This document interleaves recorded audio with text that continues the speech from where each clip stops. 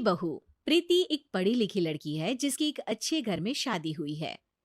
प्रीति का पति राहुल एक मल्टीनेशनल कंपनी का मैनेजर है जो आधे महीने विदेश में ही रहता और छोड़ जाता है अपने मम्मी पापा को प्रीति के भरोसे, जिसे इस देश को सुधारने की चुल ने परेशान कर रखा है। मम्मी पापा, कल एक डॉग वैक्सीनेशन का शिविर है तो मैं वहीं पूरा दिन रहूंगी। आप मेरे लिए खाना मत बनवाना। अरे बेटा प्रीति, वो बाई तो काम छोड़कर परसों ही जा चुकी। एक नई बाई देखनी पड़ेगी। माँ, आप तो जानती ही हो ना कि मैं कितना बिजी रहती हूँ। अगर कल मैं नहीं गई तो कुत्ते अडॉप्ट ही नहीं हो पाएंगे। देखिए, हम इंसान तो बोलकर अपनी तकलीफों को बता सकते हैं, लेकिन वो बेचारे, उन्हें हमारी ज्यादा जरूरत है मम्मी। अरे बोल के भी हम क्या हासिल कर पा रहे हैं। अब ठीक है बेटा, तू जा, मैं खाना बना लूंगी।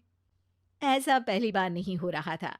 देश भर में जितने एनजीओज हैं, चाहे वो स्टूडेंट्स के अधिकार के लिए हो या गरीबों में खाना बांटने का काम हो, प्रीति सबसे जुड़ी हुई थी। रोज कहीं बाहर ही रहती थी, एक शिविर में नहीं तो दूसरे में, और छोड़ जाती थी अपने सास ससुर को उनके खुद के भरोसे। और जब कोई उसे कहे, अरे प्रीति, कभी तेरी सास का हाथ भी बटा दिया कर, तो उसका एक ही जवाब रहता था, देखो, हम लोगों को तो सब कुछ घर बैठे मिल जाता है।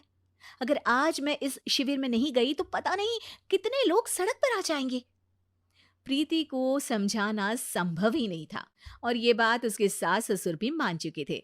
इसलिए सुबह सुबह सास ही किचन में खाना बनाने जाती है और देखती है कि घर में सब्जियां खत्म है। अरे प्रीति बेटा, सुन तो जरा। क्या हुआ मम्मी? मुझे बहुत लेट हो रहा है, और आप तो जानते हो ना कि अगर मैं इस शिविर में नहीं गई तो। हाँ हाँ, कुत्ते अडॉप्ट ही नहीं हो पाएंगे, सब जानती हूँ। अरे पर घर में सब्जियां खत्म हो गई है। अरे जब तू वापस लौटे ना तब लेकर आना, ठीक है बेटा। ठीक है मम्मी, अ, चलिए मैं चलती हूँ। और हर बार की तरह प्रीति अपनी पार्टीज और आफ्टर पार्टीज में इतनी बिजी रह गई कि सामान लाना ही भूल गई। बात केवल सब्जियों की नहीं थी, लेकिन प्रीति हर रोज किसी नए शिविर में निकल जाती थी, अपने सास ससुर को अकेला छोड़कर। एक हफ्ते बाद प्रीति के ससुर जी के हाथ में दर्द होने लगा। अरे बेटा प्रीति, पापा जी के हाथ में बहुत दर्द हो रहा है। आज इनको डॉक्टर के पास लेकर जाना पड़ेगा। "अ, ठीक है माँ, आप हो आओ, मैं बाहर ही खा लूंगी। अरे बेटा, मैं कैसे ले जाऊं? ये काम तो हमेशा राहुल ही करता था, और मुझे तो डर है कि कुछ ज्यादा बड़ी बीमारी ना हो जाए। उफ़ो! आज मुझे मेडिकल शिविर में जाना है। बेचारे बड़े बुजुर्ग जिनके अपने फैमिली वाले उनका ध्यान नहीं रखते, उनका पूरा मेडिकल चेकअप होगा। अगर मैं नहीं गई तो आप तो जानते ही हो, उनका चेकअप नहीं हो पाएगा। और हाँ बेटा, तू जा, मैं कुछ ना कुछ कर लूंगी। प्रीति के सास और ससुर दोनों ही काफी समय से प्रीति को समझाना चाह रहे थे कि उन्हें भी मदद की जरूरत है, लेकिन अब तो पानी सर के ऊपर जा चुका था। उधर प्रीति शिविर में पहुंचकर सबसे मिल रही थी।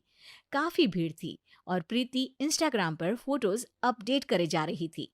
तभी प्रीति की दोस्त रीना उसके पास दौड़ती हुई आती है। अरे प्रीति, जल्दी चल। अरे क्यों, क्या हुआ? अरे तू अभी सवाल मत पूछ और चल मेरे साथ।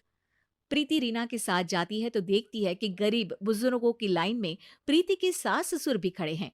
प्रीति को समझ में नहीं आता कि ये क्या चल रहा है। उसके ऑर्गेनाइजेशन में सबकी नजर उसके सास ससुर पर थी, और प्रीति को लगा कि बात उसकी इज्जत पर आ गई है। माँ, पापा जी, आप दोनों यहाँ क्या कर रहे हैं? आप तो जानते हो कि ये शिविर गरीबों की मदद करने के लिए बनी है, और आप इसका मजाक उड़ा रहे हैं इस तरह से लाइन में खड़े होकर। अरे बेटा, हम भले ही गरीब ना हो, पर जरूरतमंद तो है ही। हमारा भी कोई ध्यान रखने वाला नहीं है। मेरे पति के हाथ में दर्द है।